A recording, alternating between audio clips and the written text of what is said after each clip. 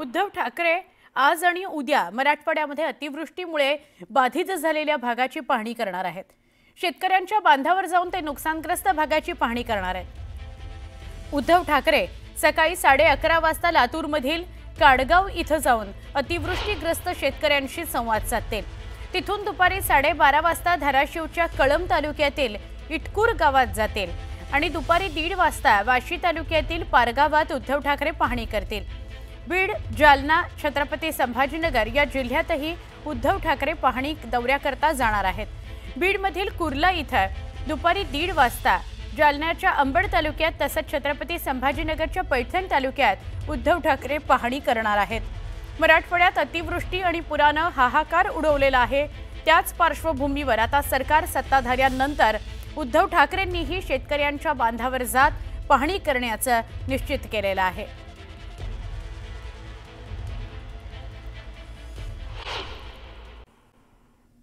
छत्रपती संभाजीनगरच्या कन्नड तालुक्यातील चिंचोली परिसरात शेती पिकांचं पावसामुळे अतोनात नुकसान झाले। मका, कपाशी अशी अनेक पिकं जमीनदोस्त झाली आहेत। शेतकऱ्यांनी शेताच्या शेडमध्ये साठवून ठेवलेले हजारो रुपयांचं खत देखील भिजले आणि त्यामुळे शेतकरी मोठ्या संकटात सापडलाय।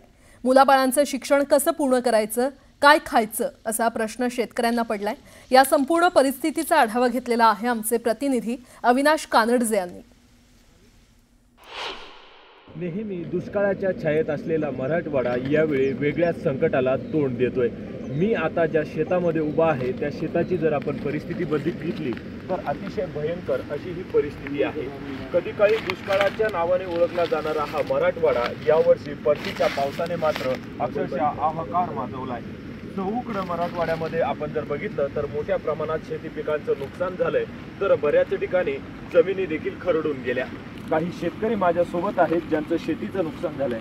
त्याचं किती नुकसान झालंय आणि कसा हा पाऊस होता? हे नुकसान भरपाई पायाला कोणी येऊ लागलं नाही आमच्याकडे। त्यांनी यायला पाहिजे, पायाला पाहिजे आमच्या शेतामध्ये काय होऊ लागलं काय नाही, कशी नुकसान झालेली आहे कशी नाही। फार नुकसान झालेली आहे आमची। मक्का फार झोपलेली आहेत, मक्का पैसे फार झोपलेली आहेत, भरपूर नुकसान झालेलं आहे। कोणी येऊन पाहत नाही, कोणी फोटो काढत नाही, काही नाही, कोणी फॉर्म भरत नाही, काय करावं काही सुचेना। दाटलेले हुंदके आणि शब्द न निघणारी ही वाचा आहे। ही अवस्था शेतकऱ्यांची इथंच नसून अख्ख्या मराठवाड्याची आहे। संपूर्ण शेती पाण्याखाली गेली, काही ठिकाणी खरडून देखील निघाली। काय स्वप्न या शेती पिकाच्या मालावरती येणाऱ्या पैशातून बघितलं होतं? स्वप्न येणारं शिक्षण मुलांचं, ठिबक करासाठी येणारं 2 पैसे येतील, आता 2 पैशावर आपण काहीतरी करू बा असं वाटलं होतं। पण 15, 16, 3 दिवस अतिवृष्टी म्हणजे एकदम सांगता बी येत नाही आणि आजपर्यंत असं पाणी पडलेलं बी नाही। अक्षरशः आम्हाला 1 रुपयाचा बी या निसर्गाने काहीच ठेवलेले नाही। पंचनामे कुठेही नाही, त्याला फोन केला तर सांगतात पंचनामे करणार आहे, पण आजपर्यंत आमच्या बांधावर कोणीही आलेली नाही। काय सांगतात पंचनामे अधिकारी, काय म्हणतात किती नुकसान मिळेल का? आमच्या आता कपाशी मका त्याला विचारलं की बा आम्हाला काय भेटणार, ते म्हणू लागले की बा तुमची घर वाहून जरी गेले तर तुम्हाला 5,000 रुपये भेटणार। मग आम्ही ही दृष्टिकोन कोणाकडे सांगावं, शासनाला याची कोण दखल देणार? आज जे आमच्या डोळ्यातून जे हे येत आहे हसू, हे आम्हाला एकदम म्हणजे बोलण्याची हेच नाही राहिली आता, कारण एकदम 0 माल आमचा पाण्यात गेलेला आहे। अविनाश कानडजे, न्यूज 18 लोकमत, छत्रपती संभाजीनगर।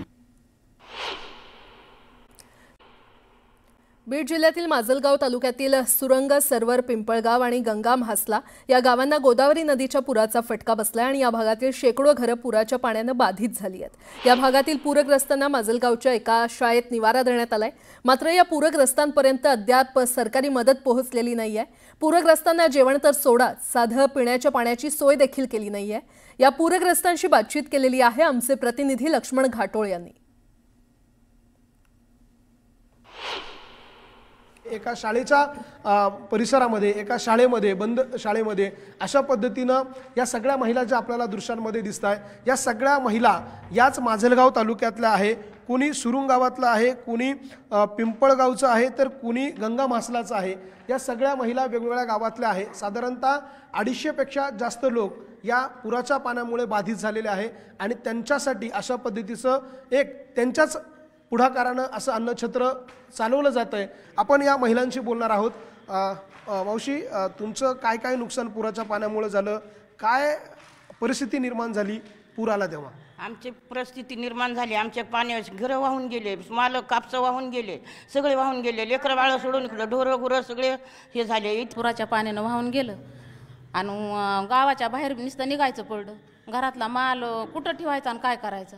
आता गेल्यावर पंचायती, आता बाहेर बी निघाल्यावर कुठं कुणाच्या इथं जाऊन कोण आधार देणारे म्हणून आलो. सतीश बाप्पाने दिला आधार आम्हाला खाण्यापिण्याचा तरी, आणि खाण्यासाठीच निघावं लागलं ना बाहेर. काय गावात बसून काय खायचं? फोन देखील उचललेला आहे.